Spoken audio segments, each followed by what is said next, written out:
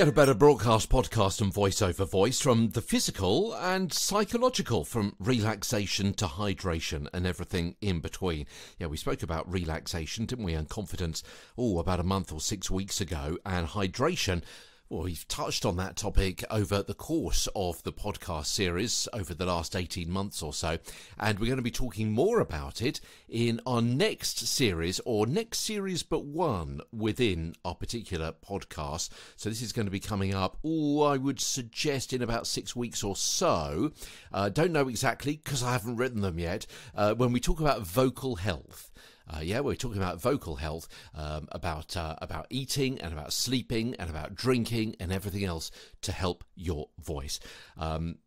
So make sure that you continue listening to Get a Better Broadcast, Podcast, Voiceover Voice. At the moment, we're talking about some of the other associated skills, not just reading, which is what we've tended to focus on so far, but also some other associated skills.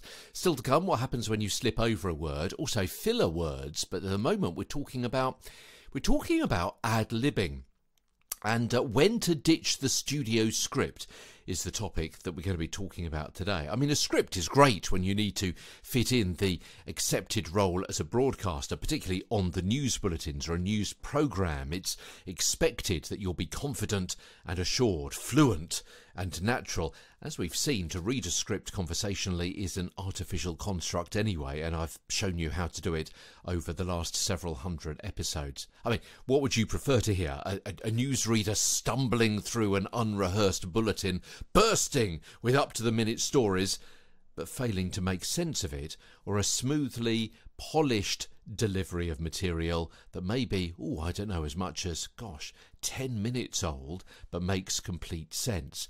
Obviously, I would hope it would be the second one, but with the tips, the tricks, and the techniques that I've taught you over the course of the last 18 months or so, you should be much more confident in picking up a script, knowing where a sentence is going, and be able to get that feeling from experience of which words to intonate, about the tone, about the pace, the projection, and the pauses, and everything else that we've spoken about. So that's the importance of the script. But why can't broadcasters and podcasters usually work from a script? Well, as I say, news people tend to, of course, have a script because what they say has got to be fluent. It's got to be accurate legally and informationally, explanatory, and to fit into a set time. But for everyone else, a script is really time-consuming to prepare, and not everyone can pass off a script as sounding off the cuff. Writing to be read and writing to be heard are different things. So what's on your blog and what's on your pod really need to be different.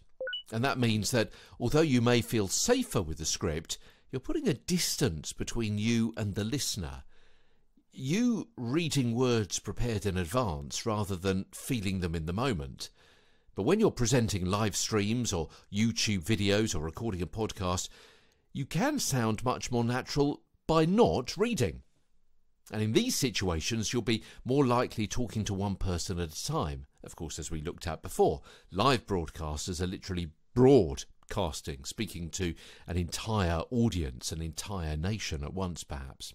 Presenters recording for social media, video and audio will have their content consumed separately by individuals, not from across the room, but from a foot or two away, maybe on a smartphone, or directly into their ears via headphones. So going scriptless and not reading word for word, you'll benefit from having a much more personal and authentic, even a less polished delivery, and therefore better connection potentially with your listener or your viewer.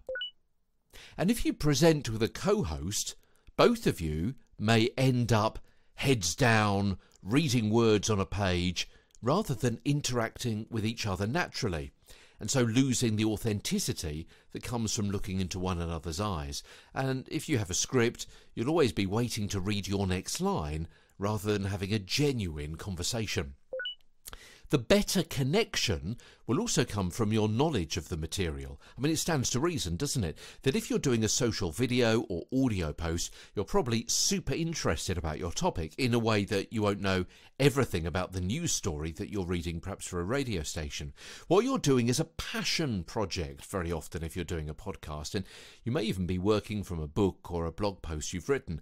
Turning that blog post into a bullet point list or creating bullets on a topic from scratch will give you a structure from which you can extemporize, you can ad-lib, you can talk off the cuff or off the top of your head. You know this stuff inside out already, so all you need to do is to have a route map to get you from here to there, so it's clear for your listeners to follow.